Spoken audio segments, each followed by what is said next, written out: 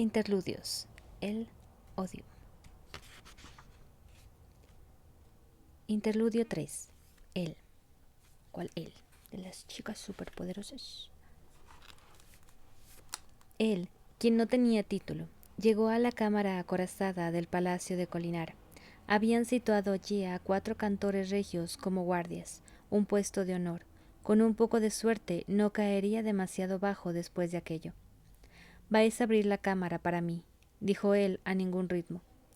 No cuestionaron la orden. Eso lo complació, ya que nunca le había gustado matar a mortales que servían bien. Sus emociones los honraban.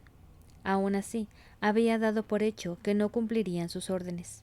Había supuesto que los 9 se lo habrían dejado claro en el instante en que él renació, pero estaban distraídos con su guerra. De modo que, ilusos de ellos, los 4 regios canturreaban a su misión, quitaron los cerrojos, le abrieron la puerta y se inclinaron. Cuando él entró, el líder de los guardias, un regio en forma emisaria, corrió tras él. «Debo acompañar a todo aquel que entre, grandioso», dijo el regio, inclinándose de nuevo. «Disculpad mi intromisión». «¿Cómo te llamas?», preguntó él. «Heshual, uno de nuestros nombres». Él cruzó con paso tranquilo la pequeña cámara, que alguien había empezado a recubrir con láminas de aluminio. «¿Cómo te llamabas antes?» «Me llamaba Gobi, grandioso». «¿Echas de menos tu antiguo nombre?» «No», dijo el regio. «Qué cohibido», dijo él a ningún ritmo. «¿Fuiste lo bastante apasionado para convertirte en regio este retorno?» Heshual canturrió a tributo, que era un ritmo absurdo para aquella conversación. Él se internó en la instancia, haciendo caso omiso a las enormes reservas de gemas, buscando un objeto en particular. Avivó su irritación, preciada como debían serlo todas las emociones. Sin embargo, no la canalizó hacia aquel regio, pues él comprendía el motivo de su timidez. «No pasa nada», dijo. «Supongo que algún fusionado reparó en su pasión y te propuso para el ascenso. Pero desde entonces otros te han reprendido por plantar cara. Y ahora no sabes qué es lo correcto, porque la sociedad está hecha un desastre y los míos se niegan a ser unos modelos adecuados de conducta». El regio canturrió a ansia, indicaba acuerdo, y un deseo de seguir recibiendo el mismo trato. Ese ritmo sí que lo había acertado. «Los míos se desgastan», dijo él con voz baja, «como zapatos llevados para recorrer demasiado camino. En parte, me despojaron de mi honor, porque advertí de las señales. No podremos gobernar mucho más tiempo». Por fin encontró lo que buscaba, en un estante cerca del fondo de la cámara acorazada. Era una gema específica, todavía sujeta a su daga. La prisión de Jezrien.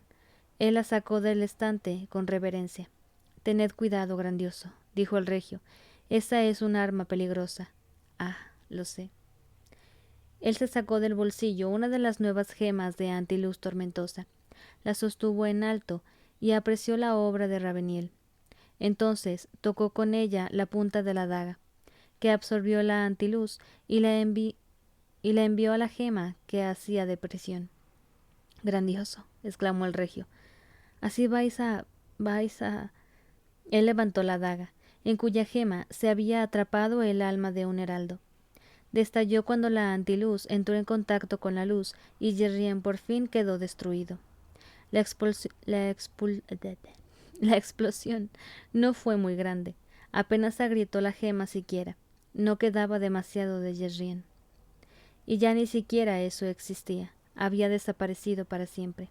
«Adiós, viejo amigo», susurró él a ningún ritmo. Miró al regio, que se había quedado boquiabierto, horrorizado, mientras aparecían medio esprena a sus pies. «Esa reclusión», dijo él, tirando la daga a un lado, «es un castigo que no merece nadie. Nos avergonzamos a nosotros mismos al atrapar en vez de destruir a un heraldo. Sostuvo en alto su gema de antiluz, todavía casi llena. Sí, ya estabas casi muerto, ¿verdad, viejo amigo? Esas prisiones no funcionan en los humanos tan bien como se creía. El pobre regio estaba pasando de un ritmo a otro como una persona asediada por la locura. El alma del heraldo atrapado había sido con mucho lo más valioso que contenía la cámara acorazada. Deberíais ir corriendo a buscar a los 9, sugirió él. Si te das prisa, quizá no te castiguen. La culpa es suya por no advertiros acerca de mí. Y quizá alguna culpa también recaiga sobre mí, por ser yo, naturalmente. El regio se fue corriendo mientras les gritaba a los otros 3 que vigilaran a él y le impidieran huir. Por suerte para ellos, no tenía ninguna intención de marcharse. Se sentó en un banco que había a un lado de la cámara y meditó acerca de los muchos cantores que habían cambiado de nombre.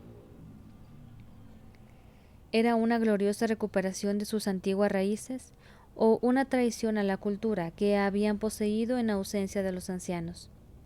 Antes de que llegaran más guardias, sintió que una presencia le ensombrecía. Odium. ¿Qué has hecho, siervo? Dijo aquella voz familiar, vibrando en él a través de su gema corazón. Un acto de traición a manos de un fusionado. Él no respondió. Pensó en aquella voz. Era casi correcta. ¿Y bien? Insistió Odium. Os veo, repuso él con suavidad y a ningún ritmo. Os veo por lo que sois y por lo que no sois. El antiguo Odium había llegado a aborrecer que lo desafiaran. Quizá por eso los fusionados eran tan erráticos, porque tras pasar miles de años atrapados en Brace, incapaz de cumplir sus planes, su dios se había vuelto errático en primer lugar. El nuevo Odium se detuvo a reflexionar. ¿Quién eres? Ah, ya veo. Sí, qué curioso. No te había prestado la suficiente atención, él. ¿Tenéis sus recuerdos entonces? Puedo verlos si así lo deseo, pero no comprendo cómo es que llamas amigo a Yerrien y no obstante destruye su espíritu. Con toda vuestra divina sabiduría, ¿no concebís una situación en la que un amigo merezca morir? Replicó él.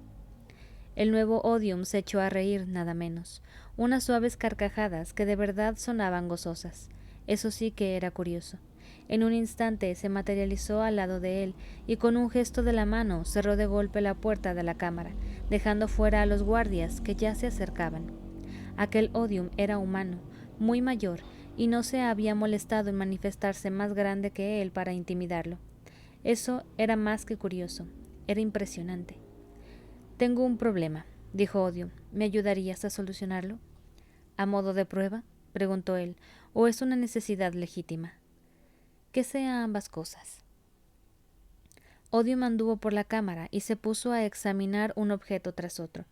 Iba vestido con la clase de ropa envolvente que preferían muchos humanos, la que cubría la mayor parte del cuerpo y apenas dejaba a la vista nada de piel o caparazón. Era una forma de exhibir la ornamentación de un trabajo habilidoso. Canturrearía a su misión, dijo él, si aún tuviera ritmos. Lo acepto, repuso Odium. Tengo un plan para conquistar el mundo entero, y confío en mi capacidad de tomar Tailena y Shinobar. En cuanto a Sir, mi predecesor dejó un ejército que se dirigiría a integridad duradera, y que he sido capaz de dirigir. Carece de fusionados y ahora carece del factor sorpresa, pero creo que debería ser suficiente para conquistar a Simir. Sin embargo, las llanuras quebradas me preocupan.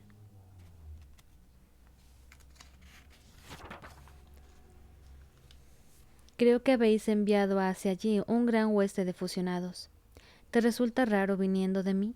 Pregunta Odium, deteniendo junto a una pila de gemas, cada una tan grande como un puño, que descansaban en un estante. Tengo entendido que la palabra correcta, tratándose de una divinidad, no es raro, sino inescrutable. Odium sonrió de nuevo. Tocó las gemas una por una, y todas resplandecieron con luz del vacío, de un suave púrpura sobre negro. Si habéis enviado a tantos fusionados, prosiguió él, y todavía os preocupáis, debería preguntar por qué es tan importante esta tierra baldía. Tailena es un núcleo comercial, relevante para controlar los mares. Asimir es la capital de un imperio y la sede de un gran desarrollo cultural, y científico en esta era. Ambos son premios mayores, en ambos os enfrentarán a ejércitos inferiores. Cabría suponer que la clave es la proximidad. Por ejemplo, llevar a esos fusionados a Asimir a tiempo podría ser imposible. Y decís que confiáis en vuestro plan para Tailena. Por tanto, una persona razonable podría inferir que habéis enviado a los fusionados a la única otra posición destacable. ¿Tú eres razonable, él? Rara vez. De nuevo, Odium sonrió. Querría destinar más fuerzas a la conquista de las llanuras quebradas. ¿Cómo lo harías? ¿Qué coste debo asumir que estaría dispuesto a pagar? Uno elevado. En ese caso, ya conocéis la respuesta, afirmó él, dado que la solución es una parte de vos. Es peligroso liberar a Gonardis. ¿Qué? ¿Qué?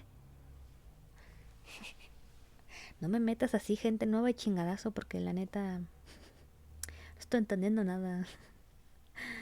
Y, sin embargo, dijo él, si necesitáis una puerta de lo otro, ella es la única opción, a menos que dispongáis de nominadores de lo otro, corrompidos o de una hoja de honor adecuada. Aún no tengo ni lo uno ni lo otro. Odium anduvo de vuelta a él. Tú ya has viajado con la pescadora negra. Sí, respondió él. La mayoría de las tierras que podrían interesaros siguen protegidas de su toque, pero Natanatán, quizá.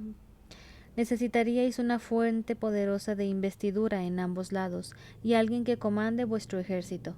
Odium lo observó. Te veo. Él, por lo que no eres y por lo que eres. Él inclinó la cabeza. Si vas a servirme, dijo Odium, es posible que tengas que matar a más de tus antiguos amigos. Mis amigos tuvieron su oportunidad. Cuando se los dejó en este mundo, esclavizaron a mi pueblo. Los heraldos merecen la aniquilación. Es un acto piadoso. Odium asintió. Yo te nombro. Sin títulos, por favor. Odium vaciló, y él vio peligro en su expresión. Así que no era inmune a la ira, y que lo interrumpieran un ser muy inferior a él era pasarse de la raya. El experimento había merecido la pena. Muy bien, dijo Odium. Te nombro líder sin título. Tomarás el mando de mis ejércitos para atacar las llanuras quebradas. Viaja a los picos mediante Shanai-im, y yo te enviaré a Gonarthis. Utiliza sus particulares talentos para tomar la guarnición de los picos y conquista las llanuras quebradas en mi nombre. Pagaré el precio de Daigonartis en otro momento. Quedaban muchas cosas sin decir, porque estaba Odium tan interesado en las llanuras quebradas. ¿Cómo sabía que habría el suficiente poder para conectarlos al pozo de los picos comecuernos? La respuesta a ambas preguntas tácticas era, con toda probabilidad, la misma.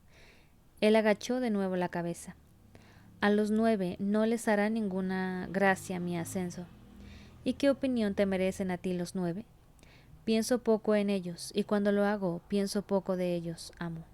En ese caso, ellos responden ante ti. Él, ayúdame a conquistar este mundo. Si lo hago, ¿podré gobernar tierras humanas en vuestro nombre? Si es lo que deseas, te lo concederé. Excelente. Él hizo una reverencia. No fracasaré, a menos que se me destruya. Él, yo no prescindo de nadie por el fracaso, a menos que lo haya provocado su negligencia. Adopta esa política. Incluso en el fracaso, a menudo, la culpa no es del utensilio, sino de quien lo empuña. El dios empezó a desaparecer, evaporándose en una neblina oscura.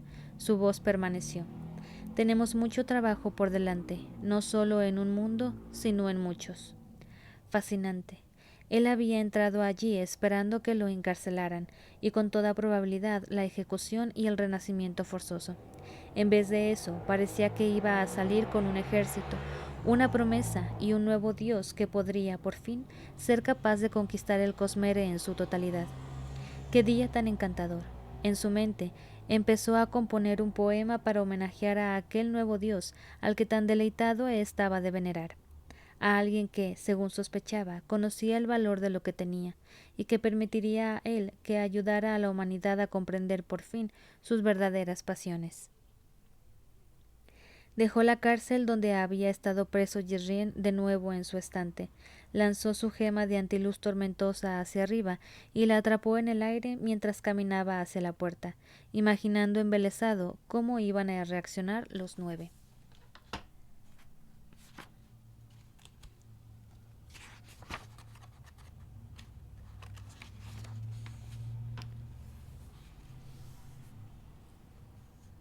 Interludio 4. La lección equivocada. Taravangian podía salvarlos, a todos. Inadvertido, recorría zancadas Colinar, que había pasado a ser la capital de una floreciente civilización cantora. Alcanzaba a ver toda aquella tierra y sabía que sus líderes no eran perfectos. En eso no eran ni mejores ni peores que los humanos, y aunque muchas de sus políticas eran más igualitarias, se trataba de un pueblo que había sido esclavizado. Taravangian sentía sus complejas emociones, entre las que se contaban un anhelo de ser mejores que sus esclavistas, y al mismo tiempo una tremenda furia por lo que se les había hecho, que a veces los llevaba a estallidos violentos. Esa furia era el mayor recurso de Taravangian. Con ella llevaría el orden a todo el Cosmere. Extendió las manos a los lados, sintiendo los ritmos de las multitudes entre las que pasaba, incapaces de ver a su Dios. Seguían siendo el Dios dividido, una mente que quería planear, un corazón que se revolvía contra esa calculadora frialdad. En esos momentos el corazón deseaba aceptar la paz, sin más complicaciones, pero no podía abandonar al Scar, no después de todo lo que aquellos cantores se habían esforzado por conquistar y construir allí un hogar. Era suya, la merecían. Eso era solo el discurso lógico. La gente sufría. Taravangian podría reinar a sus cantores a Yakebeth, retirar a sus cantores, y quedar satisfecho allí. Yakebeth, a grandes rasgos, no tenía ejércitos. ¿Cómo iba a llevar el orden al Cosmere sin ejércitos? ¿Tenía que hacerlo? Sí, tenía que hacerlo. Que sí, que no, que sí, que no. En parte se preguntaba si aquel sería el motivo de que Cultivación lo hubiera situado en posición de elevarse, al concederle su maldición y su don, al crear una persona capaz de establecer una conexión legítima con el poder de Odium y tomarlo, pero siendo alguien que entonces quedaría impedido por los dos bandos que libraban una guerra en su interior. Pensó en ella y ella apareció. Cultivación no se había rendido con él, y no sería fácil que lo hiciera. Estaban juntos en el centro de una avenida principal por la que circulaban palanquines, por la que se apresuraban trabajadores formando cuadrillas, por la que los comerciantes anunciaban sus mercancías a voz en grito. Humanos y cantores viviendo en delicado equilibrio, inestable como el de su interior. ¿Te gustaría ver lo que puedo mostrarte?, preguntó Cultivación. Él calmó su ira hacia ella. La sabiduría dictaba que, si Cultivación deseaba entregarle algo, debía como mínimo echarle un vistazo. Asintió. Cultivación hizo que mirase hacia arriba, en dirección a unas estrellas incontables, para quien no fuese como ellos. Taravangian seguía arraigado en Roshar, y no podía visitar esos lugares, pero sí que era capaz de verlos. Con la ayuda de ella obtuvo una nueva perspectiva sobre cómo Cultivación pensaba que debían ser las cosas, cada esquirla en su dominio de influencia, gobernando sus propias tierras. No tiene por qué haber un solo Dios, dijo Cultivación. Una solución jamás funcionará para todo. En parte, por eso tuvimos que hacer lo que hicimos hace 10.000 años. Déjalos estar, Odium. Él vio una cosa distinta a la que ella quería hacerle ver. Vio que los dioses podían sentir auténtico miedo. Miedo a él. El poder de Odium, con su predecesor, había matado a varios de ellos. Esa versión de él había sido demasiado impulsiva y había terminado herida en un enfrentamiento. Taravangian sin duda podría hacerlo mejor. Taravangian, dijo ella. No aprendas la lección equivocada. Observa. Él observó. Dioses que le daban la espalda, satisfechos de dejar que el peligro permaneciera atrapado. Lo más interesante era que consideraban que los 3 dioses de Roshar eran un problema, no solo él, y estaban encantados de abandonarlos allí con su conflicto. Aquello era perfecto. Aislados como estaban los demás, podían estudiarlos y preparar la manera exacta de derrotar a cada uno de ellos. Solo uno ostentaba 2 esquirlas de poder. Y sabemos quién es. Pero ese era incapaz de funcionar como era debido. El antecesor de Odium nunca había tomado una segunda esquirla de poder por ese preciso motivo. Se lo puede derrotar, pensó, mientras las permutaciones de posibilidad. Lamentarán no haberme prestado atención. Ocultó sus pensamientos de cultivación mientras ella le mostraba una sucesión de naciones pacíficas en muchos planetas. Él, en cambio, sentía curiosidad por el hecho de que 2 esquirlas parecían haber desaparecido, abandonado por completo su interacción con las demás, ocultas. Una la comprendió con cierto esfuerzo, pero valentía. ¿Dónde había ido y cómo era que se escondía incluso de los ojos de Odio?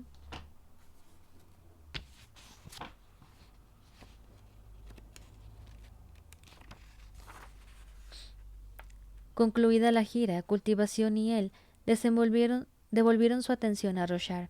El amplio Cosmere formaba parte de los planes de Taravangian, y así debía ser. Pero por el momento,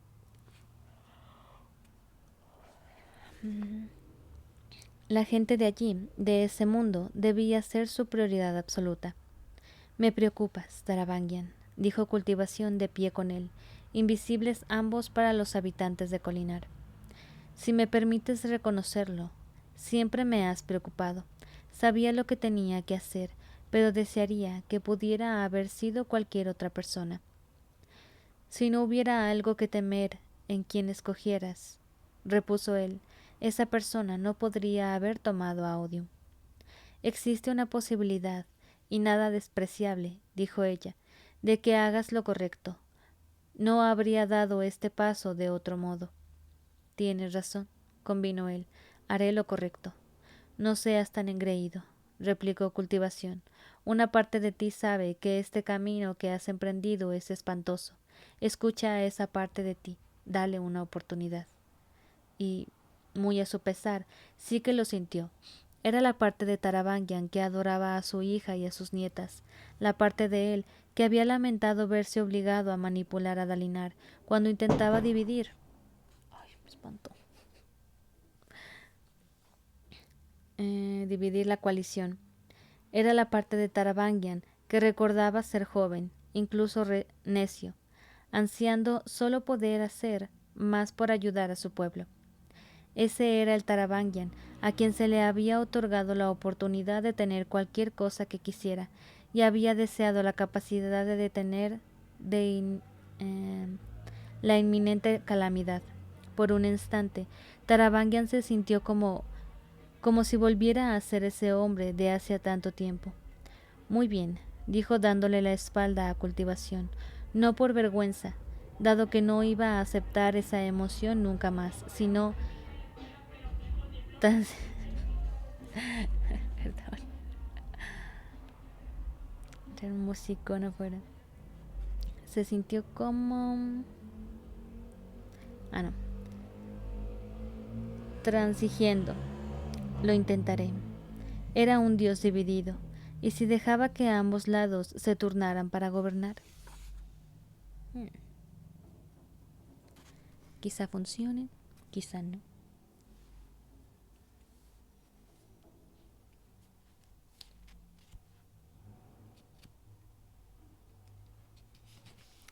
Tercer día. Adolin Set Caladín. Capítulo 34. Por el bien de todo Roshar. Por fin llega el momento de que concluya nuestra supervisión. ¿Y eso de dónde viene? ¿Quién lo escribió? Mientras Adolín se trasladaba a Simir, oyó las voces superpuestas y resonantes de los Spren de la Puerta Jurada. Aprovecha bien ese tiempo, humano, dijeron. Cuando lleguen nuestros nuevos aliados, dejaremos de ayudaros a vosotros. ¿Y cuando mi padre gane el duelo? Preguntó Adolín mientras aparecía en Asimir. ¿Entonces volveréis a ayudarnos? Ya veremos. De momento, nuestra transformación se avecina. Pinches tibios traidores. Pónganse en un bando, ¿qué son esas mamadas? Bueno, el enemigo aún estaba más o menos a 1 hora de distancia. Había tiempo para transferir a Asimir el resto de las tropas de Adolín.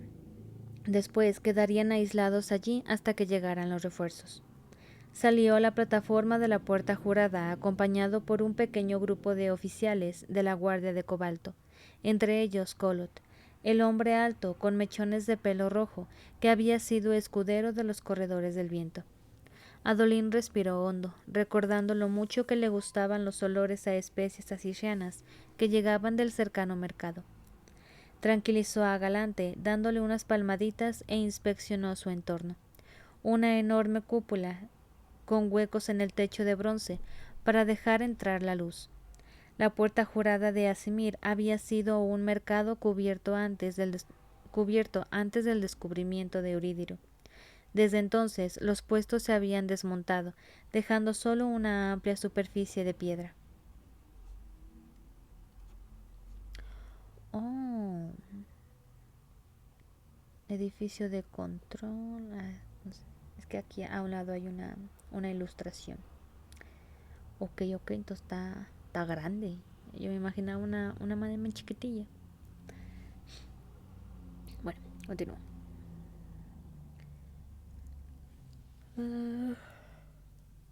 Me quedé.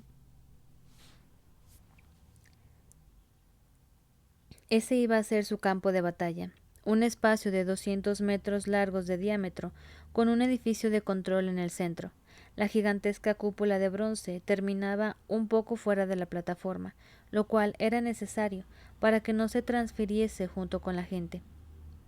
Había una enorme galería de madera a media altura de la cúpula, quizá a unos 10 metros del suelo, que recorría la circunferencia entera. Adolín entornó los ojos.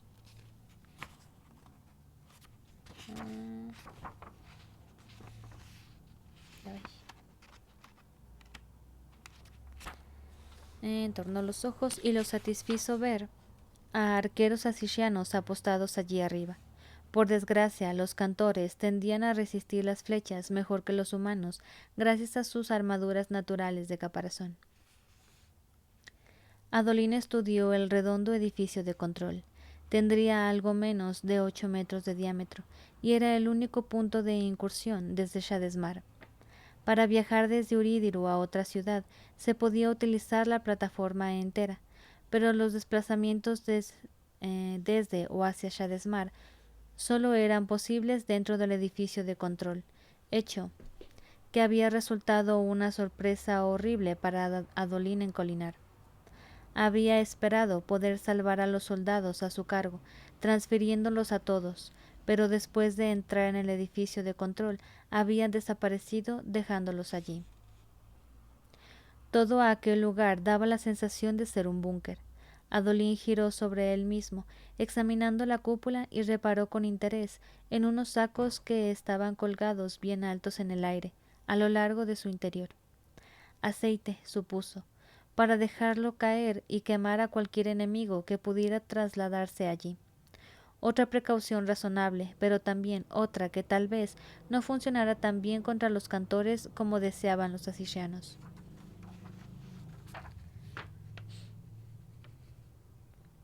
Nuestra tarea más importante, pensó Adolín, es impedirles que ganen terreno dentro de esta cúpula. Si el enemigo conseguía tomar el antiguo mercado cubierto, tendría una enorme y fortificada zona de despliegue en Asimir. Los defensores iban a necesitar algo más que arqueros y aceite. Necesitaban botas en el suelo, dentro de la cúpula, que evitaran que el enemigo la conquistara por completo desde dentro. Interesante, dijo Maya en su mente. La esprena había estado cambiando muy deprisa desde que ambos visitaran la torre.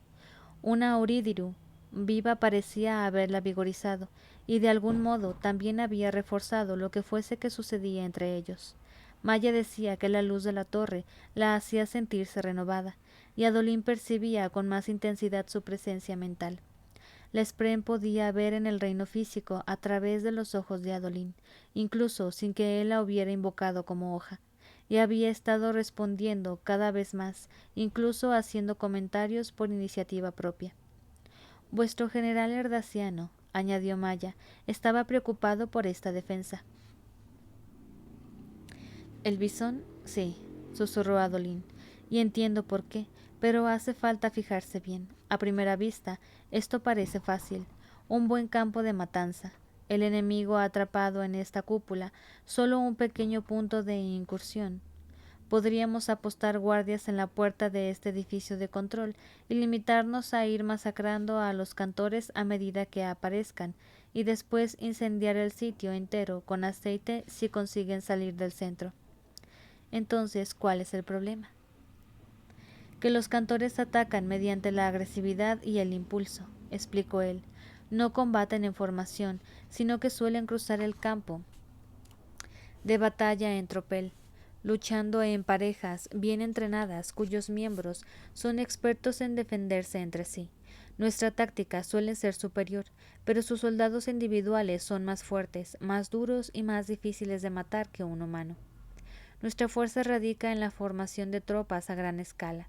Si intentamos rodear el edificio de control y resistir en un círculo pequeño mientras van viniendo hacia nosotros, tenemos la sensación visceral de que lograrán romper el cerco, porque estaremos combatiendo a su manera y no a la nuestra, enfrentando la agresividad de unos pocos cantores contra la de unos pocos humanos. La mejor manera de derrotar a los cantores era formando grandes bloques de picas y murallas de escudos, y cuando apenas habría espacio para hacerlo, a Adolín le parecía factible. Sobre todo si lo llenaban todo de escombros para ralentizar los avances enemigos. Eso les proporcionaría a sus hombres una especie de barricada. Volvió a mirar hacia el edificio de control. El de Asimir tenía 11 aberturas en su pared redonda, que recordaba a un templete. Si él fuese el enemigo, enviaría en primer lugar a sus fusionados y sus regios para abrumar el pequeño anillo de defensores y abrir un espacio al que los siguientes grupos de tropas pudieran trasladarse rápido. Arrolladores. Si no planificaban bien aquella defensa, los humanos podían perder aquella cúpula entera el primer día. Pero... ¿qué? Nada. Pero tenemos el fuego, envió Maya, desde arriba.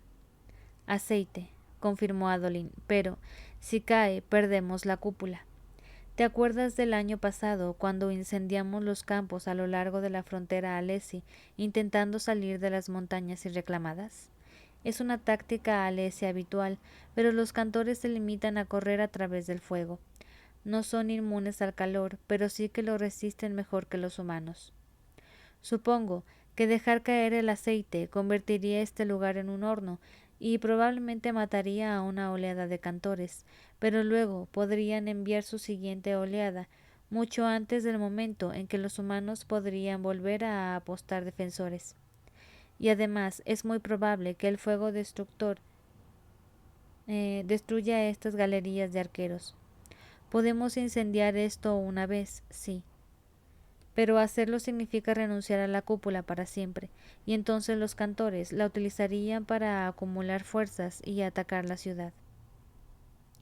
Asintió para sus adentros. La clave estaba en mantenerlos contenidos y luchando por cada palmo de espacio en la cúpula, hasta que llegasen los refuerzos humanos. El enemigo contaba con una fuerza mucho mayor. Pero Adolín podía ganar tiempo, hacerlo sangrar por cada paso. Ese aceite debía ser estrictamente un último recurso. Las tácticas defensivas habituales en un asedio iban a fracasar si los humanos intentaban ponerlas en práctica.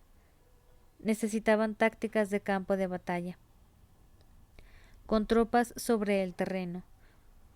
No podían permitir que el enemigo llenara aquella cúpula como una ampolla a punto de estallar, porque entonces hallarían la forma de romperla, y con tan pocos defensores la ciudad estaría perdida sin remedio.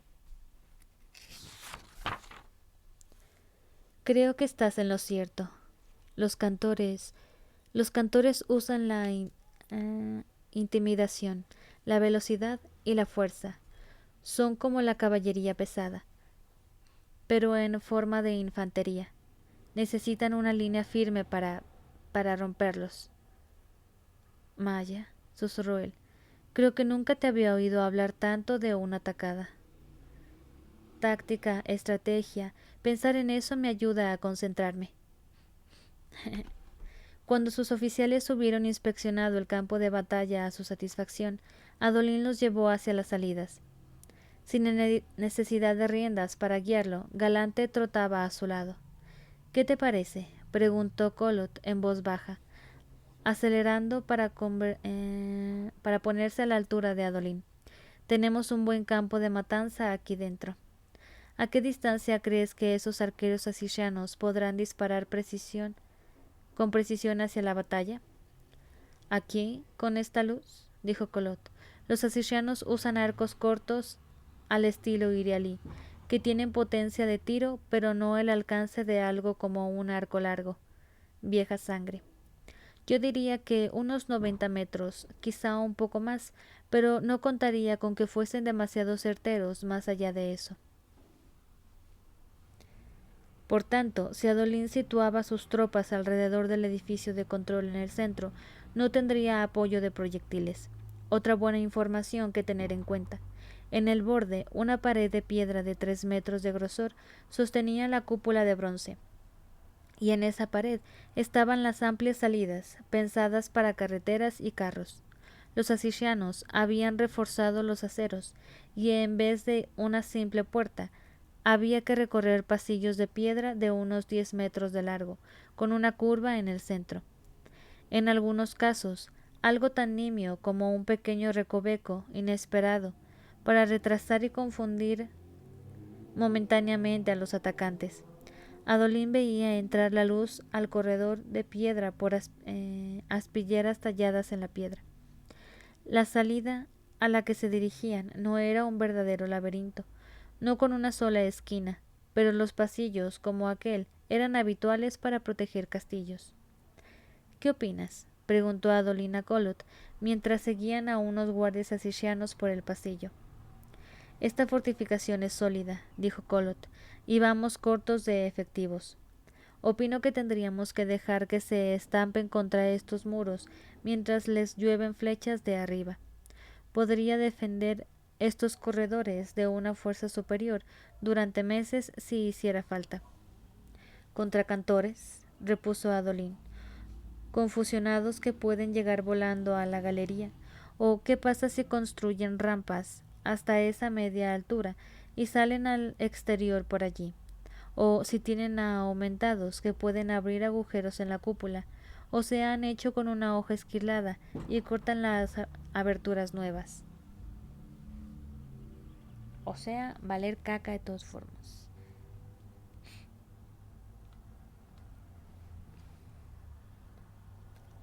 Tormentas, dijo Collot. Tormentas, tienes razón. No podemos dejar que tomen el interior de la cúpula. Pero, ¿qué hacemos entonces? A ver qué se les ocurre a los comandantes asirianos. Tendrías que ponerte tú al mando, afirmó Collot. Eres quien más experiencia tiene combatiendo a cantores. Adolín negó con la cabeza mientras llegaban al final del pasillo. Aquí no mandamos nosotros, Collot. Hemos venido a ayudar, no a controlar. Salió con sus oficiales a la luz del sol y su capa ondeó al viento. Sí, Adolín llevaba capa. Sin capas. No pertenecía a la vestimenta oficial, era un poquito ostentosa, pero condenación, que bien quedaba con aquel uniforme, y Adolín llevaba una década literal con ganas de ponerse una capa formal de uniforme. A Dalinar le parecía que no casaban con el uniforme normal, que estaban demasiado pasadas de moda, se equivocaban.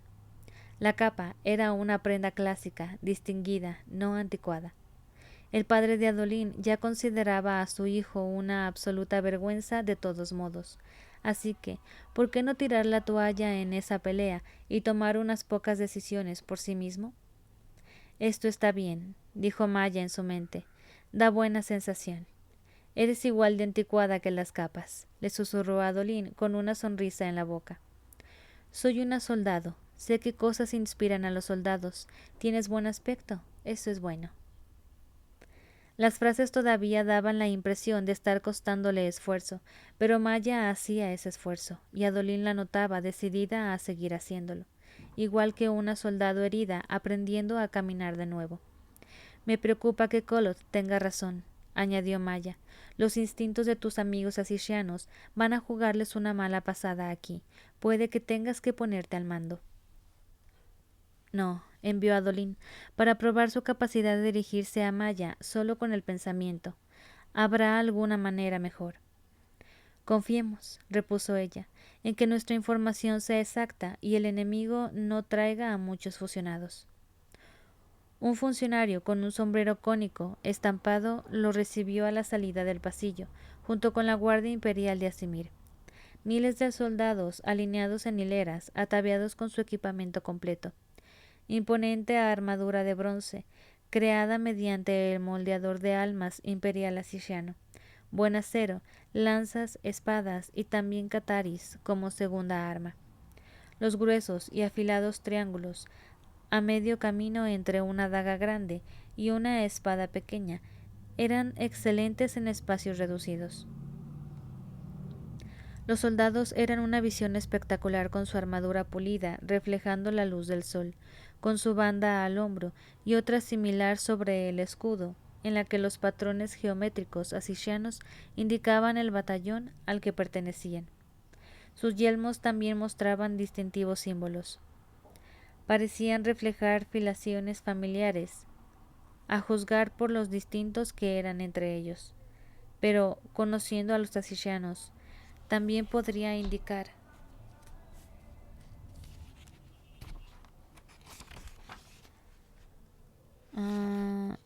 lo bien que lo hizo su portador en los distintos exámenes y ensayos entregados que eran necesarios para entrar en el ejército.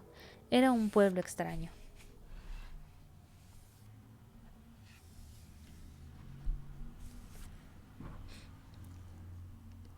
Pero efectivo en lo militar, eso sí.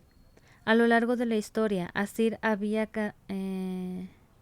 caído a menudo ante incursiones del este, pero también las había resistido con igual frecuencia, incluso la del Hacedor de Soles. Sadés había saqueado a Asimir, pero luego su ejército había tenido que retirarse, incapaz de dominar el país entero. Informan de que tiene cerca de 3000 soldados, susurró Kolot a Adolín. ¿Me tomo agua?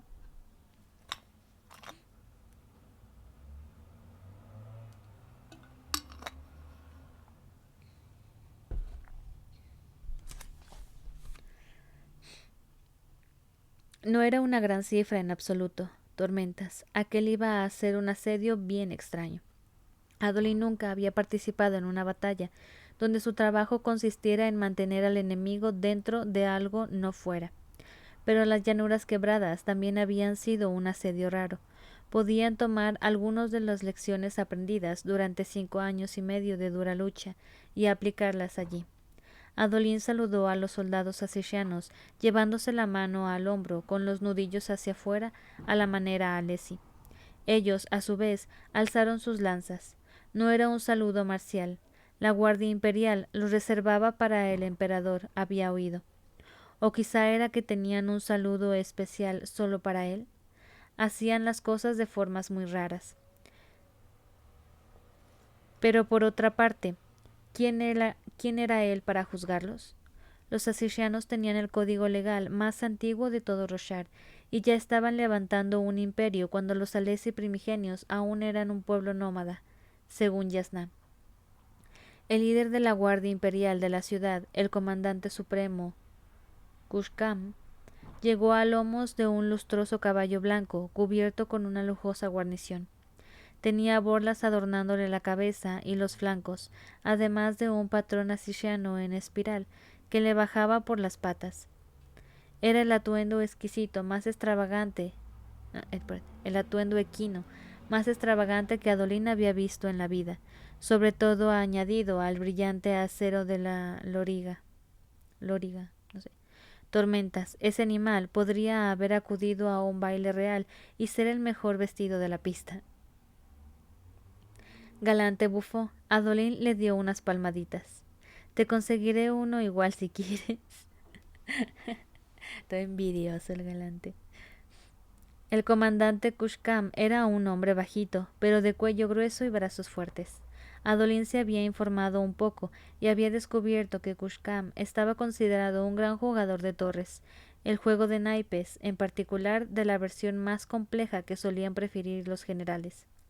Le faltaba un ojo y no llevaba parche, aunque la herida estaba rodeada de tatuajes, como rayos de sol, que parecían componer palabras en asiriano. Kushkam miró a Adolín de arriba a abajo desde su caballo. He oído, dijo en perfecto alesi, que crees que vas a liderar la defensa de mi ciudad. Solo vengo a ayudar, respondió Adolín también en alesi, y le tendió una mano que el comandante no estrechó. Me vendrán bien las tropas, dijo Kushkam. ¿Cuántas traes? Unas 2000. ¿Solo 2000? Esperaba más. Muchos son veteranos de infantería, explicó Adolín. Los he reclutado yo mismo entre los mejores de los nuestros. Son soldados de élite, comandante. Creo que te impresionarán. Mis hombres luchan por su patria, replicó él, agachándose a lomos de su caballo. ¿Por qué luchan los tuyos, alesi? Por el bien de todo Roshar. ¿Y puedes decirlo con la cara seria? Preguntó Kushkam, suponiendo que es impresionante. Aceptaré tus espadas, porque no estoy en posición de rechazarlas, pero bueno, ya veremos. Sigo pensando que no te juegas nada aquí, o bien huirás cuando la lucha se complique, ¿o qué? Lo animó Adolín. Pollitas, pollitas. El hombre se reclinó en su silla. O acabaremos en deuda con los alesi, titubeó. Siempre que los orientales luchan en esta ciudad, Asimir termina saqueada. No creo que vengan buscando botín, no soy idiota, y he leído los informes sobre la ayuda a Alesi en la batalla por Emul, pero no me gusta que estés aquí. Hizo avanzar su caballo. No des por sentado que bailaré cada vez que cantes. Qué desabrido, pensó Maya. No duraremos mucho en la defensa si nuestros ejércitos no pueden colaborar. Los bloques de tropas se volvieron como un solo hombre y saludaron de repente con la mano en la frente. Solo podía haber un motivo para que lo hicieran, de modo que Adolín subió a la silla de Galante para ganar algo de altura y distinguió el palanquín del emperador, increíblemente ornamentado, bajando por una calle. Yanagao hacía acto de presencia. Mientras los ejércitos esperaban su llegada, Adolín le susurró a Colot que se quedara atrás y rodeó al trote el perímetro de la gran cúpula. Le gustó lo que vio. La cúpula ocupaba el centro de una extensa zona despejada, un espacio amplio, llano y adoquinado, que se extendía en todas las direcciones. Al parecer, el mercado abría allí fuera casi todos los días, pero lo habían desmantelado en previsión de la batalla. Asimir era una ciudad espectacular, con imponentes bóvedas de bronce coronando las construcciones más importantes. Calles rectas y anchas, muchos edificios apiñados para viviendas altos y finos, a los que llamaban apartamentos. Estaban bien mantenidos y eran robustos. Estaba todo organizadísimo, como si el lugar entero lo hubiese diseñado su tía Navani, y la cantidad de estatuas y fuentes que vio, junto con los frontispicios de bronce que tenían muchos edificios, bueno, hacían que el lugar fuese una preciosidad. Allí había un acervo revelado en cada estructura, y estaba lleno de gente que observaba desde las casas o las calles, una gran cantidad de civiles, en su mayoría mujeres y niños, dados que la mayoría de los hombres en edad de batallar estaban reclutados ya. Habían llegado a la ciudad desde el sur en oleadas, huyendo de la guerra, buscando refugio en la capital, y la batalla iba a alcanzarlos de todos modos. Tormentas. Adolín no pudo evitar recordar otra gran ciudad llena de historia y belleza, una que había visto por última vez desde la plataforma de su puerta jurada. Mientras el palacio caía, la muralla se derrumbaba y la gente le pedía ayuda a chillidos.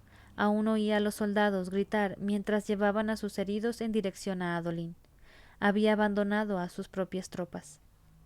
Vio que dejaba atrás unos vergüenza-spren con forma de pétalos rojos y blancos. Aún tenía pesadillas sobre ese día. Se imaginaba a aquellos soldados heridos, trastabillando hacia la única salida, mientras una fuerza insuperable de enemigos los acosaba desde atrás. Entre ellos habían unos 4 hombres leales a la guardia del palacio, que se habían resistido a Eusudán, a lo que Adolín había liberado hace menos de una hora. Visualizó a su capital, Sidín, mirando mientras su príncipe, su líder, su amigo, desaparecía hacia un lugar seguro, dejándolos morir. Asió las riendas de Galante más fuerte y completó su recorrido. Como había supuesto, la procesión de Yanagao se lo había tomado con calma y apenas empezaba a detenerse. Los 2000 soldados de Adolín comenzaban a salir de la cúpula, llegando después de que los oficiales y él hubieran evaluado el campo de batalla. Adolín iba a hacerlo mejor allí que en otras ocasiones. No era la victoria lo único que buscaba, sino la redención también. Era erróneo pensar así, y tanto Kadash como su padre le habrían regañado por tener la actitud equivocada antes de entrar en combate. Pero Adolín sabía que necesitaba al menos reconocerlo. Su madre, en cambio, habría estado de acuerdo con él. Pensar en su madre le dolía en los últimos tiempos y aborrecía que sus buenos recuerdos de ella estuvieran inválidos, por los pensamientos sobre lo que había hecho su padre. Así que, en vez de eso, trató de imaginar su pelo rubio al abrazarlo durante una de las primeras campañas acompañando a su padre, alguna disputa fronteriza con los Bedén. ¿Qué le había dicho su madre si estuviera allí con él en Asimir? Haz que te importe, pensó. Lucha por algo, no solo porque un monarca te ha puesto apuntando en esa dirección, por muy querido que sea ese monarca. Era algo que su madre le había susurrado siempre, incluso cuando aún entrenaba, incluso antes, cuando Dalinar insistía en que Adolín se hiciera soldado.